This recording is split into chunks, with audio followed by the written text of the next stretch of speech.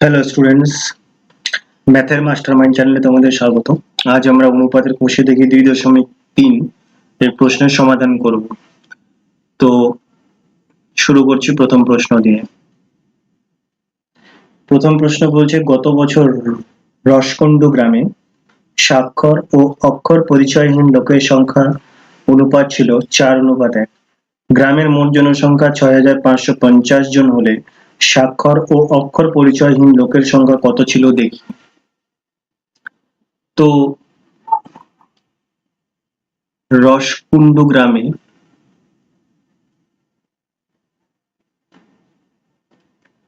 স্বাক্ষর ও অক্ষর পরিচয়হীন জনসংখ্যার অনুপাত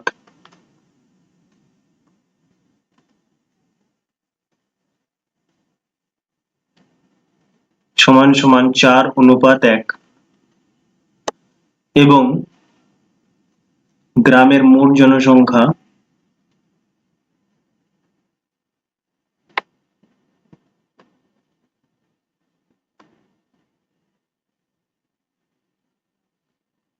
সমান সমান 6,550 জন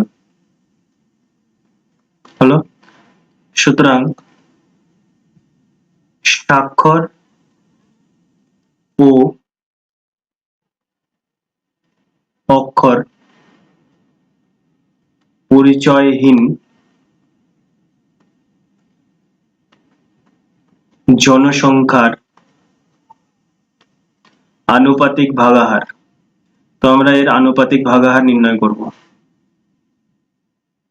আনুপাতিক ভাগাহার, তো আনুপাতিক ভাগাহার নির্ণয় করার জন্য 4:1 এর আনুপাতিক ভাগাহার কিভাবে নির্ণয় করতে হবে? 4 যোগ 1, নিচে 5, উপরে 4, এটা একটা আনুপাতিক ভাগাহার। এবং দ্বিতীয়টা হবে 4 এর সাথে 1 যোগ করলে 5, তো এখানেও হর 5ই থাকবে আর এই 1 এর জন্য। তো স্বাক্ষর ও অক্ষর পরিচয়হীন দুটোর অনুপাতিক ভাগাহার আমরা পেয়ে গেলাম। এবার আমাদের নির্ণয় করতে হবে স্বাক্ষর জনসংখ্যা। তো স্বাক্ষর জনসংখ্যা কত হবে? তো স্বাক্ষর জনসংখ্যা বার করার জন্য স্বাক্ষর জনসংখ্যার আনুপাতিক ভাগাহার ছিল 4/5, তাকে গুণ করে দিতে হবে মোট জনসংখ্যার সাথে 6,550 জন। তো কাটাকুটি করি, 5 একে 5, 15, 5 3 15 হয়, আর 5 একে 5 0, 1310। 1310 কে দিয়ে 4 কে গুণ করলে 4 0 0, 4 একে 4, 3 4 12, 2, হাতে আছে 1, 4 একে 4 আর একে 5, 5,240 জন। এবার হচ্ছে অক্ষর পরিচয়হীন, অর্থাৎ যারা অক্ষরের পরিচয় জানে না, পরিচয়হীন, এর জনসংখ্যা, এর আনুপাতিক ভাগাহার কত ছিল? অক্ষর পরিচয়হীন 1/5 গুণ মোট জনসংখ্যা 6,550। তো 5 একে 5, 5 3 15, 5 একে 5 0, 1310। 1310 এর সাথে 1 গুণ করলে 1310ই হবে সুজন। তাহলে আমরা উত্তর পেয়ে গেলাম। উত্তরে আমরা কি লিখবো? উত্তরে লিখবো, সুতরাং রসকুন্ডু গ্রামে স্বাক্ষর জনসংখ্যা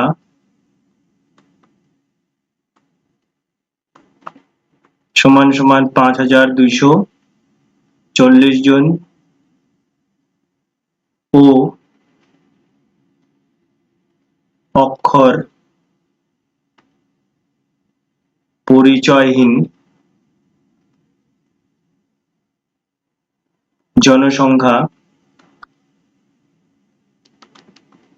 হলো 1,310 জন। তো এটা আমাদের প্রথম প্রশ্নের সমাধান হলো। এবার আমরা দ্বিতীয় প্রশ্নতে যাব, প্রশ্ন সংখ্যা 2। দ্বিতীয় প্রশ্নতে বলছে 640 টাকা বিশু ও অপর্ণার মধ্যে 5:3 ভাগ করে দেই, কাকে কত টাকা দেবো হিসাব করি। খুব সোজা অঙ্ক। মোট টাকা প্রথমে লিখব, মোট টাকা 640। এবার বিশু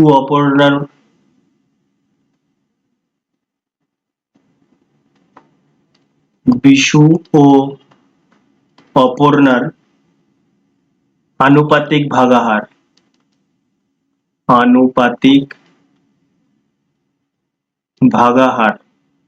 কত? আনুপাতিক ভাগাহার 5:3 দেওয়া ছিল, সুতরাং 5 + 3 8, উপরে 5, 5 + 3 8, উপরে 3, এই দুটো আনুপাতিক ভাগ। তাহলে বিশু এটা আর অপর্ণা এটা, সুতরাং বিশু পাবে 5/8 গুণ 640 টাকা সমান সমান 8টা 64, 80, 5-8 40, 400 টাকা। আর অপর্ণা পাবে, তো অপর্ণা কত টাকা পাবে? 3/8 × 640 টাকা, তো 8-8 64, 3-8 240, 240 টাকা। এটাই প্রশ্নে চেয়েছিল যে কাকে কত টাকা দেবো হিসাব করি। বিশুকে দেবো 400 টাকা এবং অপর্ণাকে দেবো 240 টাকা। প্রশ্ন সংখ্যা 3। এক বিশেষ প্রকার ইস্পাতে লোহা ও কার্বনের অনুপাত 49:1 হলে হিসাব করে দেখি এই প্রকার 250 কুইন্টাল ইস্পাতে কত কুইন্টাল লোহা আছে। অর্থাৎ আমরা কি লিখবো,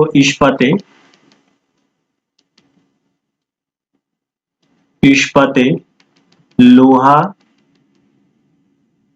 ও কার্বনের অনুপাত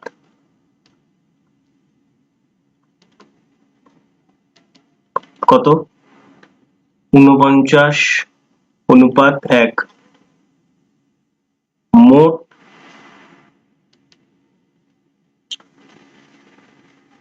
ইস্পাতের পরিমাণ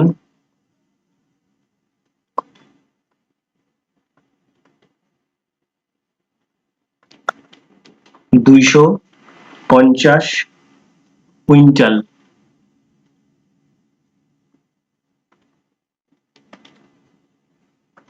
তো কত কুইন্টাল লোহা আছে? তো লোহার আনুপাতিক ভাগাহার, সুতরাং লোহা ও কার্বনের আনুপাতিক ভাগাহার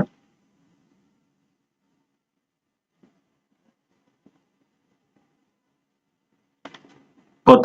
49 + 1 50, তো 49 নিচে 50 ও 1 নিচে 50, তো আমাদের শুধুমাত্র লোহারটাই বের করতে হবে।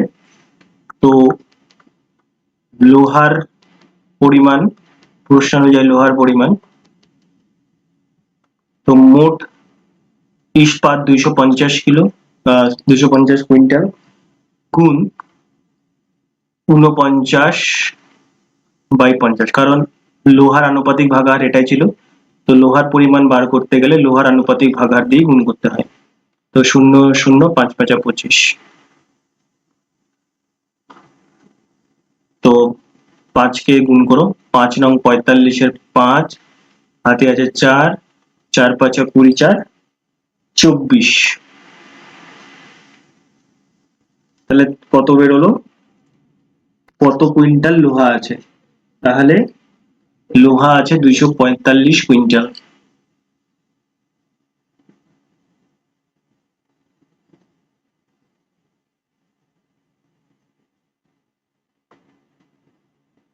এটা আমাদের উত্তর হয়ে গেল।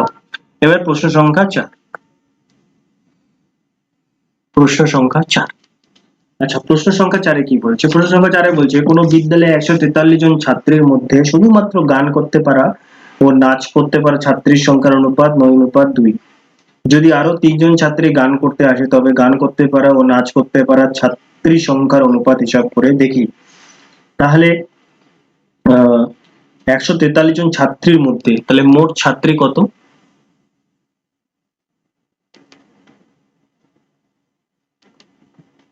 মোট ছাত্রী হচ্ছে 143 জন। এবার শুধুমাত্র গান করতে পারা ও নাচ করতে পারা, শুধু মাত্র গান ও নাচ করতে পারা ছাত্রীর অনুপাত কত? সে অনুপাত হচ্ছে 9:2। যদি আরো 3 জন ছাত্রী গান করতে আসে তো ওটা পরে হিসাব হবে, আগে আগে আমরা এটার হিসাব করি।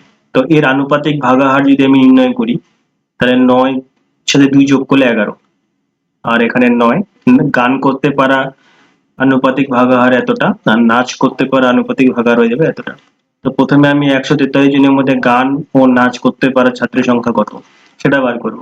তো গান করে, শুধু গান করে, তো গান করে 9 নিচে 11 গুণ মোট ছাত্রীর সংখ্যা 143। তো 11 একে 11, 33, 3 11 33, আর 9 কে 13 দিয়ে গুণ করলে 3 9 27 7, হাতে আছে 2, 9 কে 9 2 11, 117 জন। এবার শুধুমাত্র নাচ করে 2/11 ইন্টু 143 জন। তাহলে 11 143 কত? 13, 13 দুগুণে 26 জন। এটা আমরা বের করলাম। এবার বলছে যদি আরো 3 জন ছাত্রী গান করতে আসে, অর্থাৎ এবার গান করতে আসা ছাত্রী সংখ্যার মধ্যে 3 জনের বৃদ্ধি হবে, অর্থাৎ 3 জন ছাত্রী গান করতে এলো, তাহলে মোট ছাত্রী সংখ্যা 117 যোগ 3, আর ওই 3 জন যেহেতু যারা গান করতে এসেছিল তাহলে এখানে কত হলো? 120 জন। এবার প্রশ্ন অনুযায়ী বলছে নতুন অনুপাত কত। সুতরাং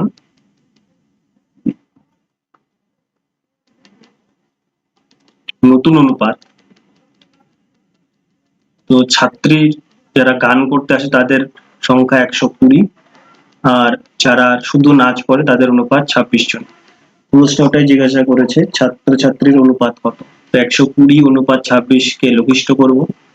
তো 60 দুগুণা 20, 13 দুগুণা 26,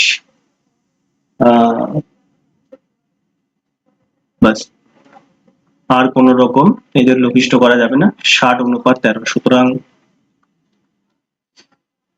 নতুন অনুপাত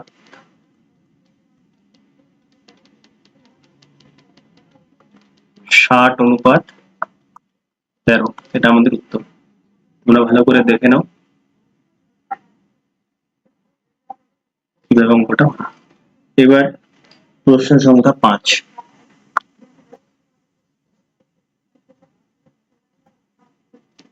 প্রশ্ন সংখ্যা 5 বলছে 240 মিলিলিটার ডেটল জলে জল ও ডেটলের আয়তনের অনুপাত 1:3, এর সঙ্গে আরো 60 মিলিলিটার জল মেশালে জল ও ডেটলের আয়তন অনুপাত কত হবে হিসাব করি। সুতরাং 240 মিলিলিটার জলে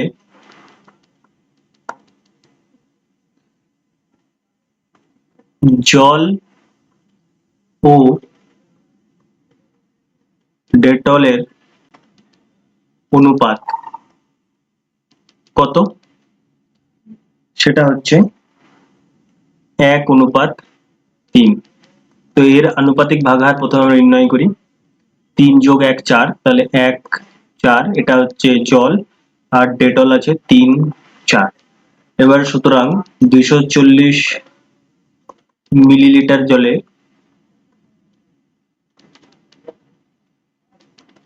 জল আছে কত, তো সম্পূর্ণ অংশ 240 মিলিলিটার, আর জলের আনুপাতিক ভাগাহার 1/4, তো 4 6 24, 60 মিলিলিটার।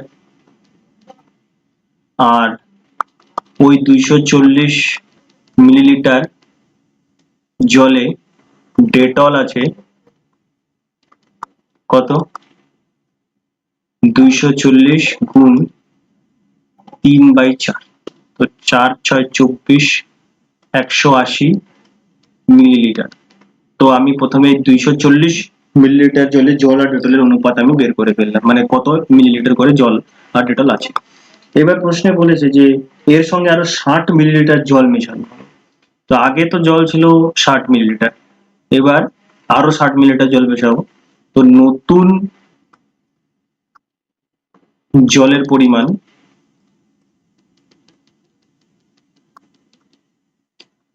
ষাট যোগ 60 কত এলো, 120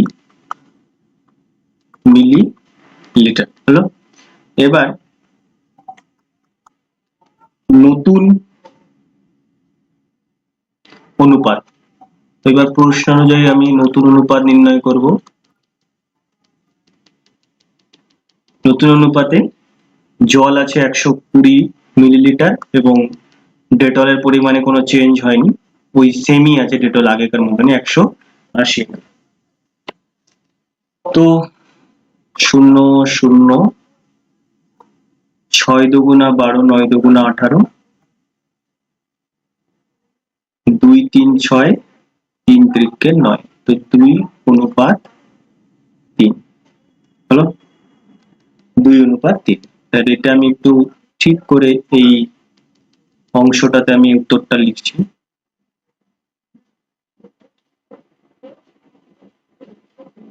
এই অংশে যে 60 মিলিলিটার জল মেশানোর পর জল ও ডেটলের অনুপাত সমান সমান 2:3, এটা আমাদের উত্তর। এবার আমরা চলে যাই প্রশ্ন সংখ্যা 6।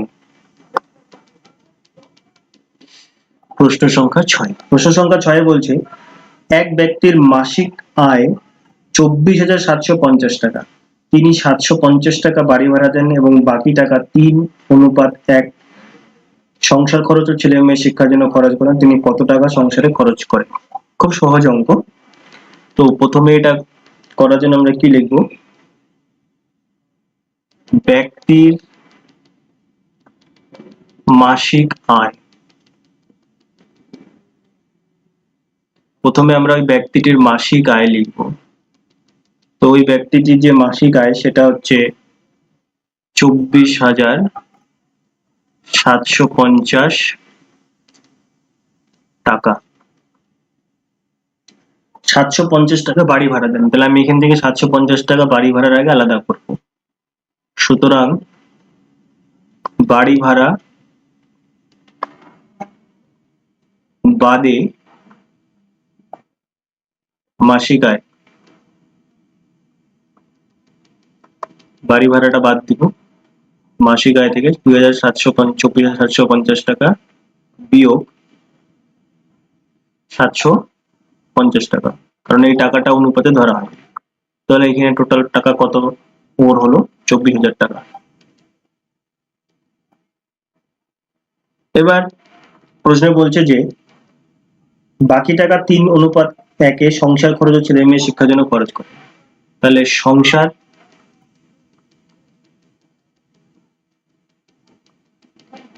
ও ছেলে মেয়ের জন্য খরচ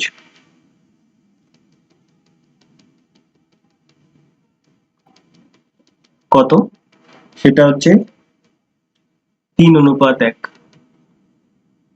তাহলে এর আনুপাতিক ভাগাহার কত হবে, 3 + 1 4, তাহলে 3/4 এটা হচ্ছে সংসার, আর ছেলে মেয়ের পড়াশোনার খরচ হচ্ছে 1/4। এবার বলছে তিনি কত টাকা সংসারে খরচা করেন। তো সংসারে খরচা করার অনুপাতিক ভাগাহার এটা, এটাকে দিয়ে 24,000 টাকা গুণ করলে আমরা পেয়ে যাবো। তো সুতরাং সংসার খরচ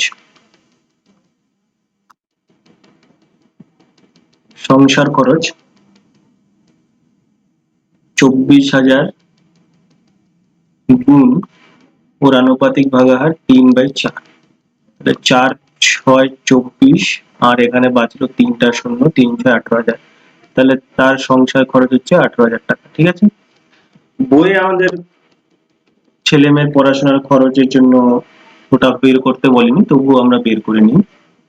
ওর আনুপাতিক ভাগাহার হচ্ছে 1/4 গুণ হচ্ছে 24,000, 4 6 24,000, 6,000 টাকা হবে।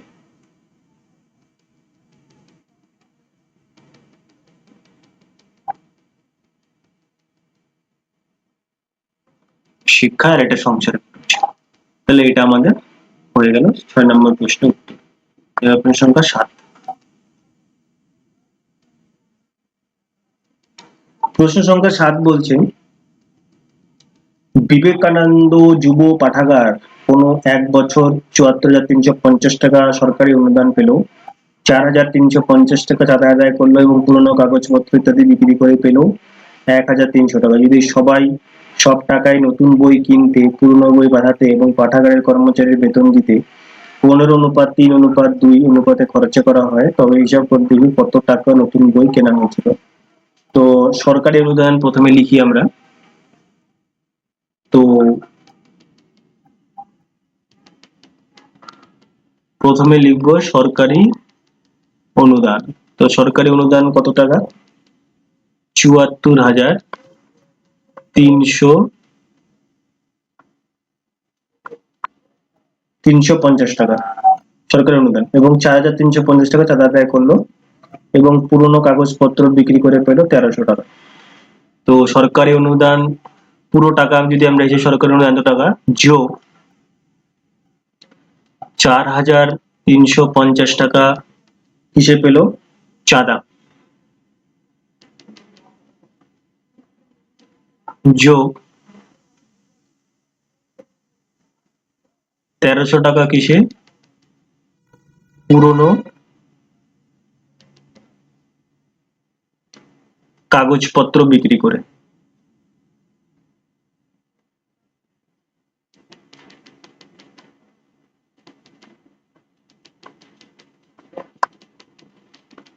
মোট টাকা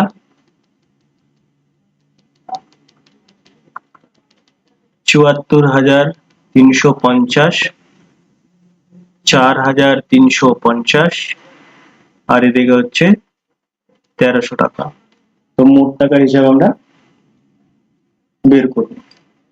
তাহলে 0, 5 আর 5 10, 10 শূন্য, হাতে থাকলো 1, 3 আর 1 4, 4 3 7, 7 3 10, 10 শূন্য, হাতে আছে 1, 1 আর 1 2, 4 2 6, 6 4 10, 10 শূন্য, হাতে আছে 1, 7 আর 1 8, তাহলে 80,000 টাকা।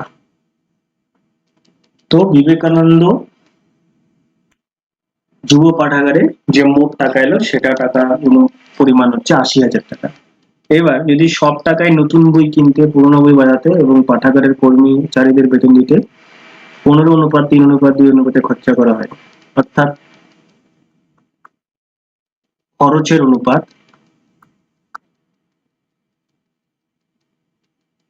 তো খরচের অনুপাত কত? সেটা হচ্ছে 15:3:2। তো এর আনুপাতিক ভাগাহার কত হবে?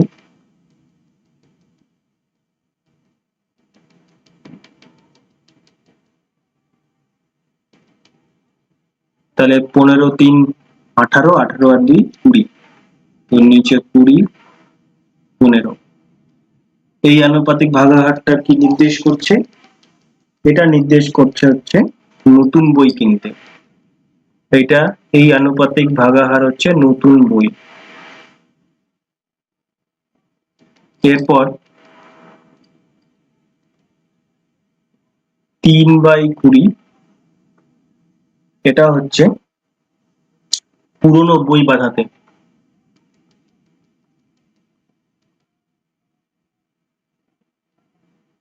পুরনো বই বাঁধাতে। আর তৃতীয় অনুপাত যে ছিল 2:20, সেটা হচ্ছে কি জন্য? সেটা হচ্ছে কর্মচারীদের বেতন।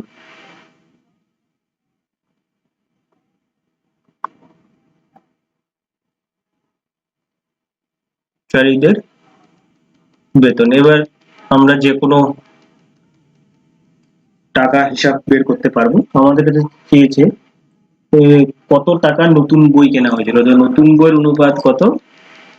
15:20। সুতরাং নতুন বই কিনতে খরচ, নতুন বই কিনতে খরচ, তো নতুন বইয়ের আনুপাতিক ভাগার 15/20, আর মোট টাকা 80,000। 80,000 গুণ 15/20, 0, 4 দুগুণ 8, আর এখানে টোটাল 3টা শূন্য। তো এখানে কত পাবো? 4, 15, 60, আর পরে কটা শূন্য? 3টে, তাহলে 60,000 টাকা।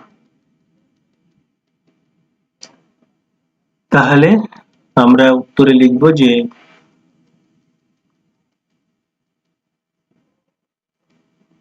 নতুন বই কিনতে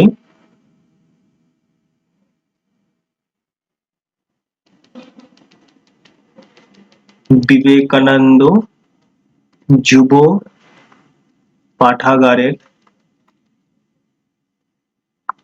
খরচ হলো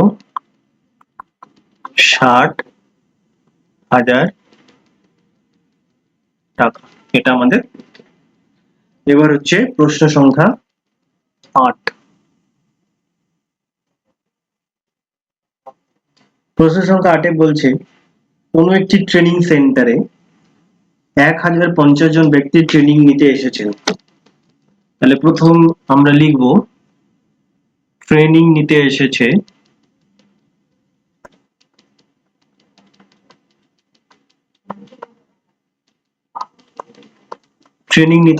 কতজন? 1050 জন।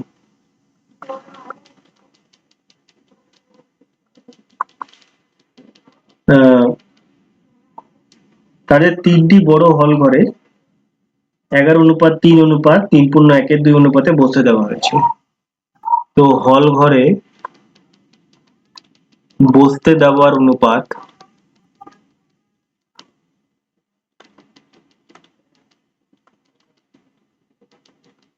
সেটা হচ্ছে 11:3:3:1। তাহলে 11:3:3 দুগুণে 6 রেখে 7, 7/2। তো এটা হচ্ছে এদের অনুপাত। এবার এর আনুপাতিক ভাগাহার আমাদের নির্ণয় করতে হবে। তো আনুপাতিক ভাগাহার নির্ণয় করার জন্য 3টাকে যোগ করতে হবে। তো আমরা এখান থেকে শুরু করলাম আনুপাতিক ভাগাহার নির্ণয়।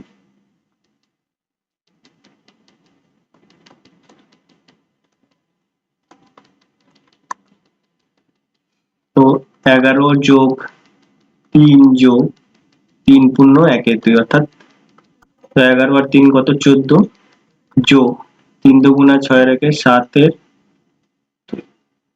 এখন এটার কি করব? আমরা লসাগু নেব। 14 নিচে আমরা 1 কল্পনা করতেই পারি, তাহলে 1 আর 2 এর লসাগু 2। তো 1 কে 2 দিয়ে ভাগে 2, 14 দিয়ে গুণ করলে 14 দুগুণা 28, 2 1 কে 2 1, 1 এর সাথে 7 গুণ করলে 7, তাহলে 28 আর 7 যোগ করলে 35, আর নিচে 2। তাহলে প্রত্যেকের আনুপাতিক ভাগাহার আমরা পেয়ে গেলাম। তো যেমন প্রথমটার আনুপাতিক ভাগাহার আমরা উপরে 11 রাখবো আর নিচে হচ্ছে 35/2, ঠিক আছে না? এবার দেখো এই ক্ষেত্রে কি হয়, যখন দুটো ভগ্নাংশ মানে একটা ভগ্নাংশের নিচে আর একটি সংখ্যা থাকে, এটা কিভাবে করতে হয়, উপরে যে লব আছে অর্থাৎ 11, এই 11টাকে এরকমই রেখে দাও, নিচে আছে 35/2, এটাকে উপরে নিয়ে যাও, আর এটা উপরে যাওয়ার সময় কি হবে, পরিবর্তন হবে, লবটা হয়ে যাবে হর এবং হরটা হয়ে যাবে লব, এটাই পরিবর্তন আসে, অর্থাৎ 35/2টা হয়ে যাবে 2/35। এবার 11 আর 2 গুণ করে দাও, 22, আর নিচে 35, তাহলে তুমি যে প্রথম হল ঘর তার অনুপাত তুমি পেয়ে গেলে, এটা হচ্ছে প্রথম হল ঘরে বসার অনুপাত তুমি পেয়ে গেলে, তাই না? এবার দ্বিতীয় হল ঘরে বসার অনুপাত যদি বের করতে, তাহলে কি করতে হবে, অনুপাত হচ্ছে 3 আর নিচে হচ্ছে 35/2, সেম 3 গুণ 35/2টা হয়ে যাবে 2/35, তাহলে 3 দুগুণা কত, 6, 6/35। এবং যে 3 নম্বর হলঘর তার আনুপাতিক ভাগাহার হচ্ছে 3 দুগুণা 4 একে 7, 7/2, তাহলে 7/2 নিচে আবার 35/2,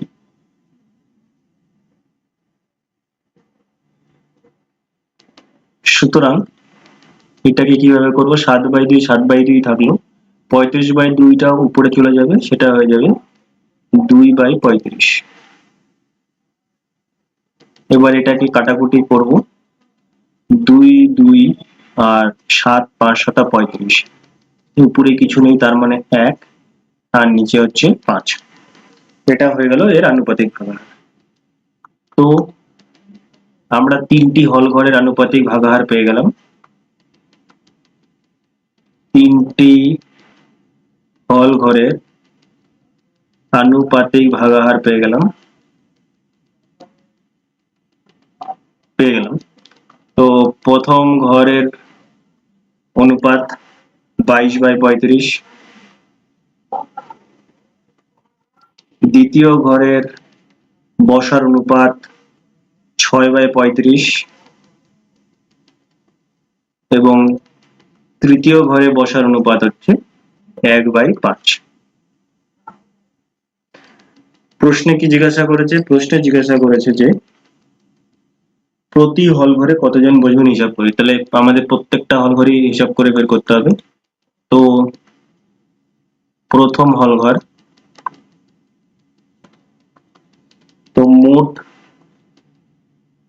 যে আমাদের ট্রেনিং নিতে আসা ব্যক্তির সংখ্যা সেটা হচ্ছে 1050 জন এবং প্রথম আনুপাতিক ভাগাহার হচ্ছে 22/35, এটা প্রথম হল ঘরের হিসাব। তো 7 দিয়ে কাটলাম, 5 7 35, 5 5 দুগুণা 10, 5 একে 5 0, আর 7 দিয়ে এটাও কেটে যাবে, 3 7 21 30 দিয়ে, তাহলে 3 দুগুণা 6, 3 দুগুণা 6, 660 জন, তাহলে প্রথম হল ঘরে বসবে 660 জন, এটা একটা উত্তর চলে গেল। এবার দ্বিতীয় হলঘর, সেম ব্যক্তি সংখ্যা 1050 জন, আনুপাতিক ভাগাহার 6/35 সমান সমান 7 5 210 আর 7 30, 30 আর 6 180 জন দ্বিতীয় হল ঘরে বসার সংখ্যা আমাদের বের হয়ে গেল। এবার হচ্ছে তৃতীয় হলঘর,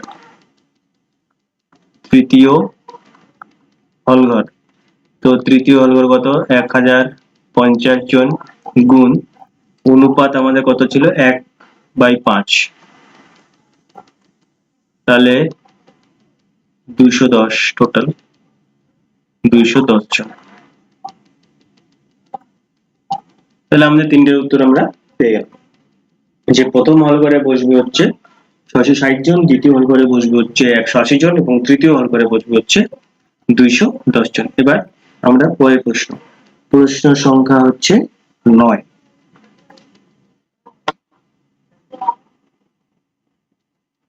প্রশ্ন সংখ্যা 9 বলছে 12,100 টাকা মধু, মানস, কুন্তল ও ইন্দ্রর মধ্যে 2:3:4 2 অনুপাতে ভাগ করে দিলে কি কত টাকা হিসাব পাবে, হিসাব করে দেখি। তাহলে মোট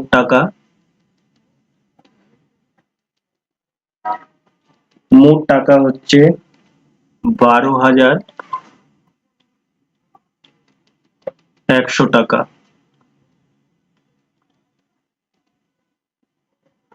ভাগ করতে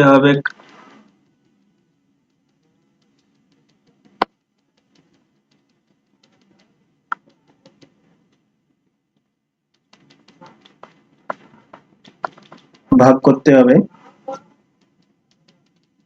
মধু,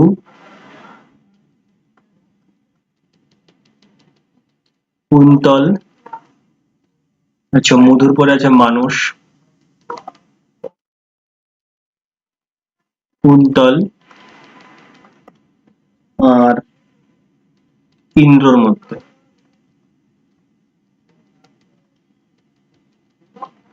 তো আনুপাতিক ভাগাহার কত অনুপাতে আগে, সেটা হচ্ছে 2:3:4:2। সুতরাং আনুপাতিক ভাগাহার প্রথমে এবার আমরা নির্ণয় করব আনুপাতিক ভাগাহার। তাহলে 3 আর 2 5, 5 4 9, 9 আর 2 11, তাহলে 2 11, 3 11, 4 11 আর 2 11। তাহলে মধুর অনুপাত এটা, মানসের এটা, কুন্তলের এটা আর ইন্দ্রর এটা। এবার আমাদের জিজ্ঞাসা করেছে যে কে কত করে হিসাব পাবে, তাহলে আমাদের 4 জনেরই বের করতে হবে। তাহলে প্রথমে মধু পাবে কত টাকা, পুরো টাকা 12,100, আর মধুর আনুপাতিক ভাগাহার হচ্ছে 2/11। তো 11 একে 11, 11 একে 11, 0। তো এ পাবে 2200 টাকা, মধু পাবে কত টাকা, 2200 টাকা। এবার হচ্ছে মধুর পরে কি আছে, মধুর পরে আছে মানস,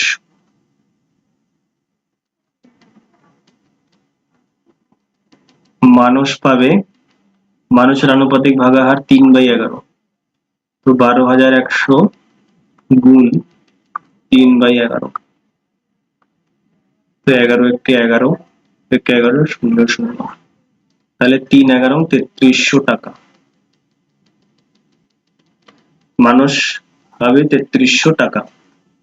এবার হচ্ছে তৃতীয় ব্যক্তিকে, তৃতীয়র নাম হচ্ছে কুন্তল,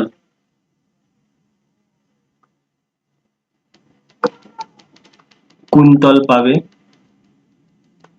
12,100 গুণ, কুন্তলের আনুপাতিক ভাগাহার 4/11, কাটাকুটি করলে এখানেও 1100 আসবে, 11 আর 4 কত, 4400 টাকা। তো কুন্তলের হিসাব আমরা পেয়ে গেলাম। এবার লাস্ট ব্যক্তি যে আছে সে হচ্ছে ইন্দ্র, ইন্দ্রর 2/11। এবার লাস্ট ব্যক্তি হচ্ছে ইন্দ্র পাবে, ইন্দ্র কত পাবে, 12,100 মোট টাকা, আর তার আনুপাতিক ভাগাহার 2/11। তো 11 একে 11, 0 0, 11 দুগুণা কত, 2200 টাকা। সুতরাং কি কি নাম ছিল, মধু, পাবে 2200 টাকা,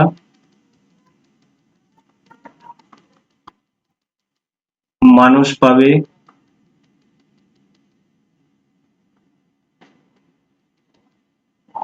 3300 টাকা, কুন্তল পাবে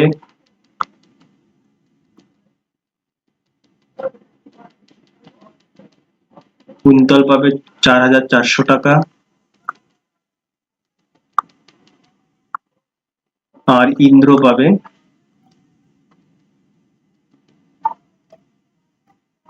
2200 টাকা, মধু পাবে 2200, 3300, 4400 এবং ইন্দ্র পাবে 2200 টাকা। তো এটা আমাদের অ্যান্সার হয়ে গেল।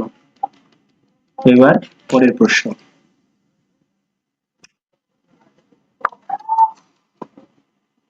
প্রশ্ন সংখ্যা 10। 10টা খুব ইম্পর্টেন্ট, এটার কনসেপ্টটাও খুব ইম্পর্টেন্ট। প্রশ্ন সংখ্যা 10। এ বি সি ত্রিভুজের তিনটি কোণের সমষ্টি 180 ডিগ্রি। স্বাভাবিক, এটা আমি একটা যদি ত্রিভুজ বানাই, এখানে এটা আমাদের একটা ধরে নাও সমবাহু ত্রিভুজ। এটা হচ্ছে নাম এ, এটা বি এবং এটা সি। তো এই সমবাহু ত্রিভুজের তিনটা কোণ, এটা একটা কোণ, এটা একটা কোণ, আর এটা একটা কোণ। এই সমবাহু ত্রিভুজের যে কোণের সমষ্টি সেটা 180 ডিগ্রি হয়। মানে যে কোনো ত্রিভুজেরই সমষ্টি 180 ডিগ্রি হয়, যে কোনো ত্রিভুজ হতে পারে। তো এটা এতদূর বোঝা হয়ে গেল। এবার প্রশ্ন অনুযায়ী বলেছে যে কোণ বিএসি, কোণ বিএসি অর্থাৎ এই কোণের কথা বলা হচ্ছে, এবং কোণ এবিসি এবং কোণ এসিবি এর অনুপাত হচ্ছে 3:5:10। প্রশ্ন জিজ্ঞাসা করেছে যে বিএসির মান 10 ডিগ্রি কম এবং এবিসির মান 10 ডিগ্রি বেশি হয়, তবে তিনটির অনুপাত হতে যাবে। আগে আমাদের হিসাব করতে হবে যে 3:5:10 অনুপাতে এই কোণের মান কত। তো আমরা জানি যে মোট কোণ 180 ডিগ্রি, আর এর আনুপাতিক ভাগাহার আমরা নির্ণয় করে নিচ্ছি। এখানে 5 3 8, 8 আর 10 কত 18। তো 3:18 অর্থাৎ বিএসি এর আনুপাতিক ভাগাহার 3:18। এটা আমি লিখেই নিই এখানে বিএসি, কোণ বিএসি। দ্বিতীয় কোণের আনুপাতিক ভাগাহার কত হবে 5/18, এটা হচ্ছে কোণ এবিসি। আর তৃতীয় কোণ হচ্ছে আনুপাতিক ভাগাহার 10/18, এটা হচ্ছে এসিবি। তো এই তিনটা কোণের অনুপাত লিখে রাখলাম। এবার আমি এর পরিমাণ বার করব। সুতরাং কোণ বিএসি কত হবে? তো মোট কোণের সমষ্টি 180 ডিগ্রি আর আনুপাতিক ভাগাহার 3/18। তো 18 18 10, 3 10 30 ডিগ্রি, অর্থাৎ কোণ বিএসি তোমরা পেয়ে গেলে 30 ডিগ্রি। কোণ এবিসি কত? কোণ এবিসি হচ্ছে 180 গুণ 5/18, 10, 5 10 50 ডিগ্রি, অর্থাৎ কোণ এবিসি 50 ডিগ্রি। এবার হচ্ছে কোণ এসিবি অর্থাৎ 180 ডিগ্রি গুণ 10/18, 18 10 180, 10 10 100, 100 ডিগ্রি। তাহলে দেখলে এখানেও আবার 180 ডিগ্রি চলে আসলো। তাহলে আমি বিএসি পেলাম 30 degree, ABC 50 degree, ACB 100 degree. এবার প্রশ্নে কি জিজ্ঞাসা করেছে যে প্রশ্ন আমাদের জিজ্ঞেস করছে যে যদি বিএসির মান 10 ডিগ্রি কম, তো বিএসি কত ছিল 30 ডিগ্রি, তার মানে এর থেকে এবার 10 ডিগ্রি আমাদের বিয়োগ করতে হবে। সুতরাং 10 ডিগ্রি কমে যাওয়ার পর কোণ বিএসি সমান সমান 30 ডিগ্রি মাইনাস 10 ডিগ্রি কমে যাবে, সুতরাং নতুন 20 ডিগ্রি। তো বিএসি হয়ে গেল। এবিসির মান 10 ডিগ্রি বেশি। 10 ডিগ্রি বেড়ে যাওয়ার পর কোনটার 10 ডিগ্রি মান বেশি? এবিসি। কোন এবিসি কত? তো এবিসি হচ্ছে 50 ডিগ্রি। আগে কত ছিল? 50 ডিগ্রি ছিল। এখন 10 ডিগ্রি কি হয়ে গেছে? বেড়ে গেছে। তো টোটাল কত ডিগ্রি বেড়লো? টোটাল মানে কত ডিগ্রি হলো? 60 ডিগ্রি। আর কোন এসিবি যে আছে, এসিবির কোনো পরিবর্তন হয়নি, ও যেরকম 100 ডিগ্রি আছে। সুতরাং প্রশ্নে জিজ্ঞাসা করেছে নতুন অনুপাত, আমি লিখবো এখানে নতুন অনুপাত। স্পেলিং মিস্টেক হয়ে গেল।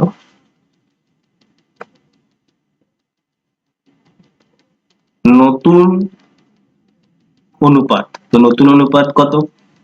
কোন এবিসি, কোন বিএসি অনুপাত কোন এবিসি অনুপাত কোন এসিবি। তো বিএসি কত ছিল? এটা 20 ডিগ্রি হলো। এবিসি কত হলো? 60 ডিগ্রি হলো। আর এসিবি যে ছিল ওটা 100 ডিগ্রি। তো 0 0 0 ক্যান্সেল করলাম। 2 একে 2, 3 দুগুনি 6, 5 দুগুনি 10। তাহলে অনুপাত কত হলো? 1:3:5। 1:3:5, এটা আমাদের উত্তর চলে এলো। তাহলে আমরা এটাকে কিভাবে লিখবো? সুতরাং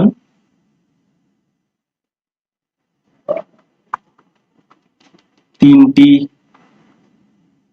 কোণের অনুপাত সমান সমান 1:3:5, এটা আমাদের। এবার প্রশ্ন সংখ্যা 11।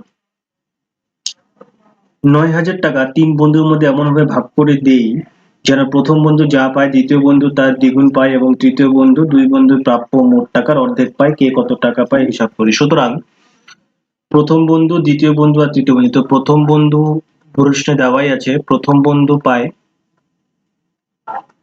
1 টাকা। তো দ্বিতীয় বন্ধু কত পাবে?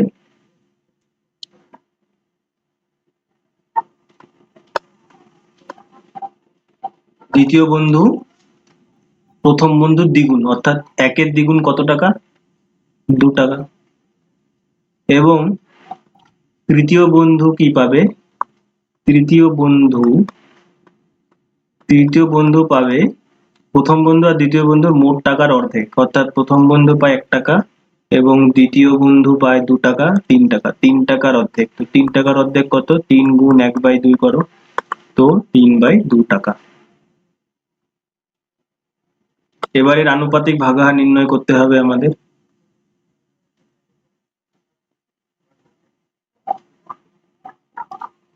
আনুপাতিক ভাগাহার নির্ণয় করতে হবে 1:2:3/2 এর। তো আনুপাতিক ভাগাহার নির্ণয় করতে গেলে 2 যোগ 1 3, 3 যোগ 3/2, নিচে 1, 2 আর 1 এর লসাগু 2, 2 একে 2 3 দুগুণা 6 যোগ 2 একে 2 3, 9/2। এবার সুতরাং প্রথম বন্ধুর আনুপাতিক ভাগাহার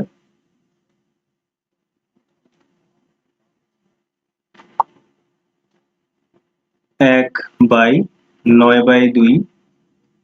তো এটা কত হয়ে যাবে? 1 ইন্টু 2/9। তাহলে 2 একে 2, 2/9। প্রথম বন্ধুর আনুপাতিক ভাগাহার আমরা 2/9 পেলাম। এইবার দ্বিতীয় বন্ধু।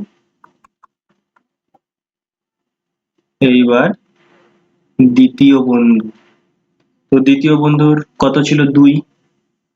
আর নিচে আনুপাতিক ভাগাহার যে যোগ করে পেলাম আমরা 9/2। সুতরাং এর আনুপাতিক ভাগাহার 2 গুণ 2/9, তাই তো? তাহলে উপরে উপরে গুণ করে দাও, 2 গুণ 2 4 আর নিচে 9। তাহলে দ্বিতীয় বন্ধুর আনুপাতিক ভাগাহারও আমরা পেয়ে গেলাম। এবার তৃতীয় বন্ধু।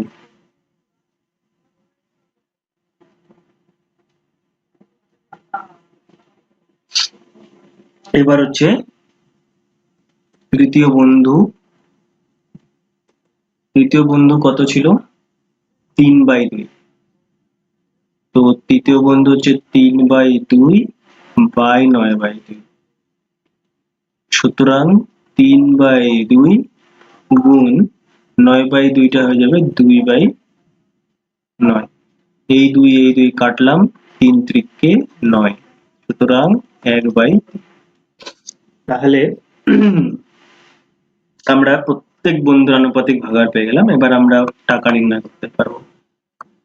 তো প্রথম বন্ধু কত পাবে? প্রথম বন্ধু পাবে, তো প্রথম বন্ধুর আনুপাতিক ভাগাহার কত? 2/9। আর মোট টাকা কত ছিল? প্রশ্ন অনুযায়ী মোট টাকা ছিল 9,000 টাকা। তো 9,000 গুণ প্রথম বন্ধুর আনুপাতিক ভাগাহার 2/9। তাহলে 9 কে 1000 দিলেই 9,000, তাহলে 2 আর ইন্টু 1000, 2,000 টাকা। তাহলে প্রথম বিন্দু কত পেল? 2,000। সুতরাং এবার দ্বিতীয় বন্ধু পাবে কত টাকা? 9,000 গুণ 4/9। 9 কে এখানে 1000 দিয়ে, তাহলে কত টাকা? 4,000 টাকা। এবার হচ্ছে তৃতীয় বন্ধু পাবে 9,000 গুণ, এর আনুপাতিক ভাগাহার ছিল 1/3, তাহলে 3 × 9,000। তাহলে কত টাকা? 3,000 টাকা। তাহলে আমরা 3 বন্ধুর যে টাকা প্রশ্নে চেয়েছিল সেটা আমরা বের করে ফেললাম। তাহলে এটা আমাদের উত্তর হয়ে গেল। এবার মুভ টু নেক্সট কোশ্চেন। পরের প্রশ্ন হচ্ছে প্রশ্ন সংখ্যা 12। প্রশ্ন সংখ্যা 12তে বলছে, আমাদের গ্রামের রাস্তা তৈরির জন্য পরপর 4 বছরের খরচের অনুপাত যদি 2:4:3:2 অনুপাত হয় এবং ওই 4 বছরে যদি 132 লক্ষ টাকা খরচা হয়, তবে হিসাব করে দেখি দ্বিতীয় বছরে কত টাকা খরচা হয়েছে। প্রথম ও তৃতীয় বছরের মোট কত টাকা খরচা হয়েছে হিসাব করি। তাহলে 4 বছরের খরচের অনুপাত প্রথমে বার করব।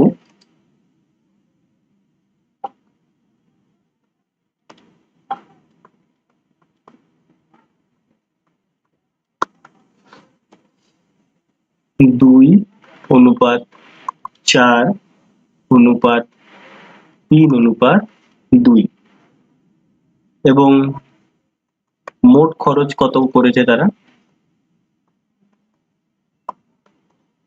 মোট খরচ হচ্ছে 132 লাখ। 132 পরপর 5টি শূন্য হবে, 2, 3, 4, শতক, দশক, শতক, হাজার, অযুত, লাখ। তো এটা আমাদের হয়ে গেল।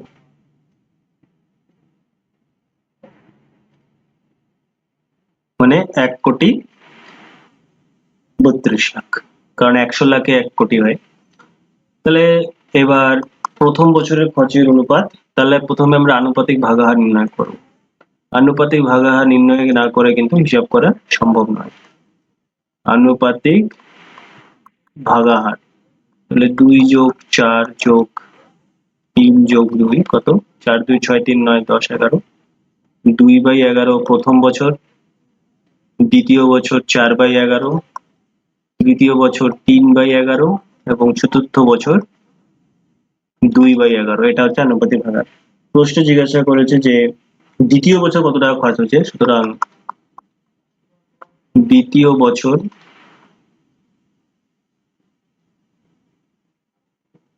খরচ, তো দ্বিতীয় বছর আনুপাতিক ভাগাহার 4/11, আর এখানে হচ্ছে 132 লক্ষ টাকা।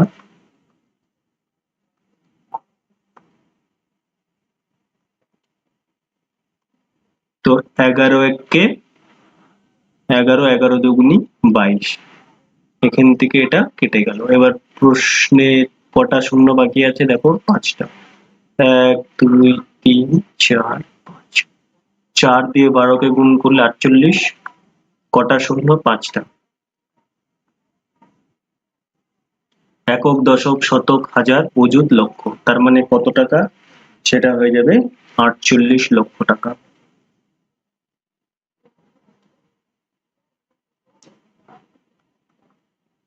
তো দ্বিতীয় বছর আমরা হিসাব পেয়ে গেলাম।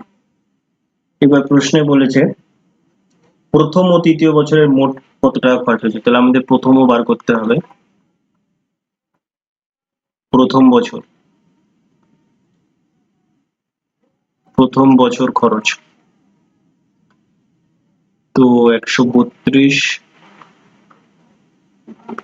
গুণ, তো প্রথম বছর হচ্ছে 2/11, কারণ প্রথম ও তৃতীয় 2/11। হিসাব করি 11, 12, আর শূন্য হচ্ছে 5টি, সুতরাং 12 দুগুণে 24, আর শূন্য হচ্ছে 5, 1, 2, 3, 4, 5। তাহলে এটা কত? এটা 24 লক্ষ টাকা। তো প্রথম বছরের হিসাব হলো 24 লক্ষ টাকা। সুতরাং এবার কোন বছরের টাকার হিসাব করব আমরা? তৃতীয় বছর। এবার আমাদের তৃতীয় বছর বেরোবে। তৃতীয় বছর, তো তৃতীয় বছরের খরচা কত? 132, 1, 2, 3, 4, 5। তৃতীয় বছরের আনুপাতিক ভাগাহার আমরা কত বের করেছিলাম? 3/11। তাহলে 11, 12, আর পরে 5টি শূন্য, 1, 2, 3, 4, 5। 3 বারং 36, আর পরে 5টি শূন্য, 1, 2, 3, 4। কত টাকা হলো? 36 লক্ষ টাকা। প্রশ্ন জিজ্ঞাসা করেছে প্রথম বছর ও তৃতীয় বছরের মোট খরচ। সুতরাং প্রথম ও তৃতীয় বছরে মোট খরচ, তো প্রথম বছর তৃতীয় বছর, প্রথম বছর হচ্ছে 24 লক্ষ টাকা,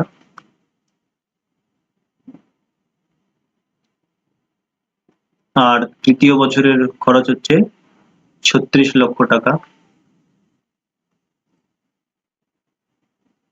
তাহলে 6, 4, 10 শূন্য, হাতে আছে 1, 3 এর কাছে 1, 2, 60, আর পরে তার মানে এটা কত হলো? এটা হলো 60 লক্ষ টাকা। তাহলে এটা আমাদের উত্তর চলে এলো। এবার আমরা পরের প্রশ্ন করব। প্রশ্ন সংখ্যা হচ্ছে 13।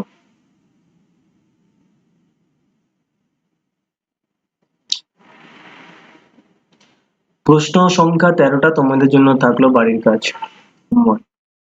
এটা করে কমেন্ট বক্সে তোমাদের উত্তর জানাবে। আমরা শুরু করব প্রশ্ন সংখ্যা 14 থেকে।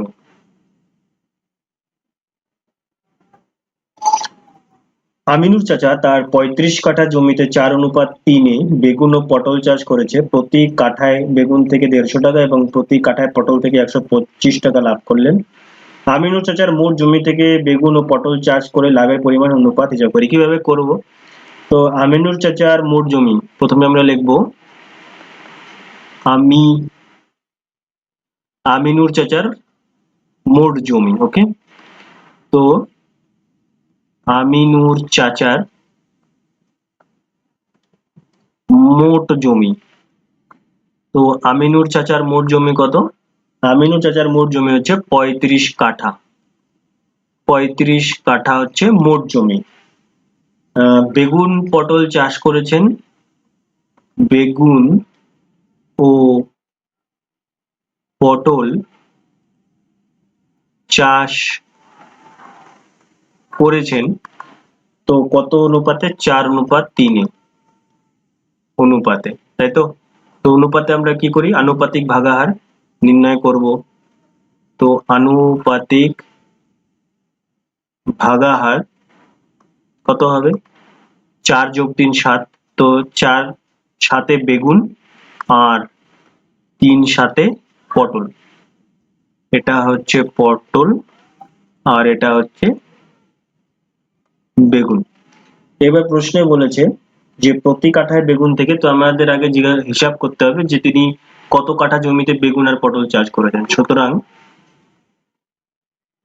বেগুন চাষ করেছেন, তো বেগুন চাষ করেছেন কত কাঠা জমিতে? আনুপাতিক ভাগাহার ছিল 4/7 আর মোট জমি হচ্ছে 35 কাঠা। তো 5 7 35, 5 4 20, তার মানে 20 কাঠা জমিতে তিনি বেগুন চাষ করেছেন। এবং পটল চাষ করেছেন কত কাঠা জমিতে? আনুপাতিক ভাগাহার 3/7 আর মোট জমি 35 কাঠা। তো 5 7 35, তার মানে 15 কাঠা জমিতে। 15 কাঠা জমিতে। এবার প্রশ্নে জিজ্ঞাসা করেছে যে প্রতি কাঠায় বেগুন থেকে 150 টাকা, অর্থাৎ প্রতি কাঠা বেগুনের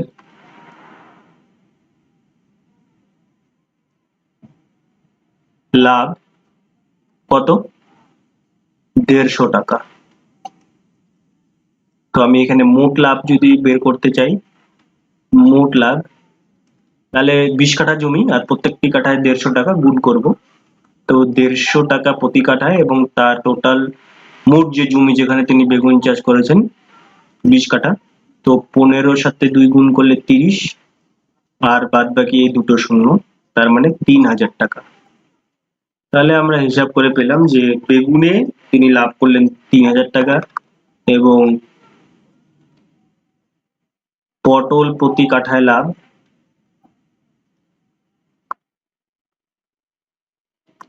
পটলে তিনি 125 টাকা লাভ করেছেন।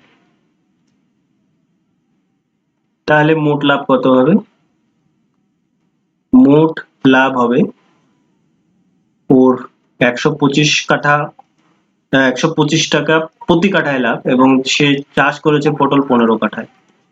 তাহলে 15 গুণ 125, তো গুণটা আমি এখানে করছি, 125 এর সাথে 15 গুণ, 5 5 25, 5 হাতে থাকলো 2, 5 দুগুণে 10, 2 12, 2 হাতে আছে 1, 5 1 5 আর 1 6, 625, 5 1 5, 2 1 2, 1 1 1, 5 7 8 1, 1875 টাকা।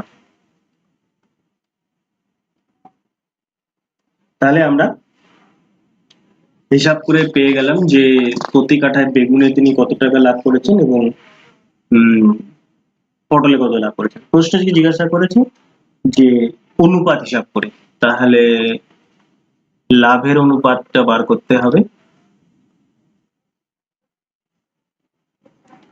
তো বেগুনের 3000, আচ্ছা বেগুন আর পটল, হ্যাঁ, তো বেগুন এটা আর পটল হচ্ছে 1875 টাকা।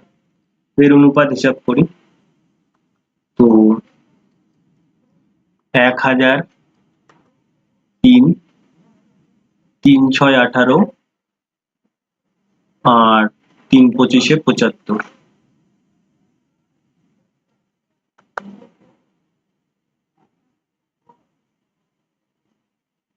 205 1000, 5 1 5, 5 দুগুণা 10, 5 5 25, 125 হচ্ছে 625। এবার আরো করি ছোট, তো 40 5 200, 5 25 5 125, 8 5 40, 5 5 25। তাহলে কত পেলাম আমরা? 8:5। সুতরাং নির্ণেয় অনুপাত 8:5। এটা আমাদের উত্তর হয়ে গেল। তো আজকে এই অঙ্কের সাথেই যে পার্ট 2 অনুপাত সেটা সমাপ্ত হয়ে গেল। এর পরের ক্লাসে আমরা সমানুপাত পার্ট 3 এর বসে দেখি থেকে শুরু করব। তোমাদের যদি ভিডিওটা ভালো লেগে থাকে চ্যানেলটিকে লাইক ও সাবস্ক্রাইব করতে পারো। Thank you.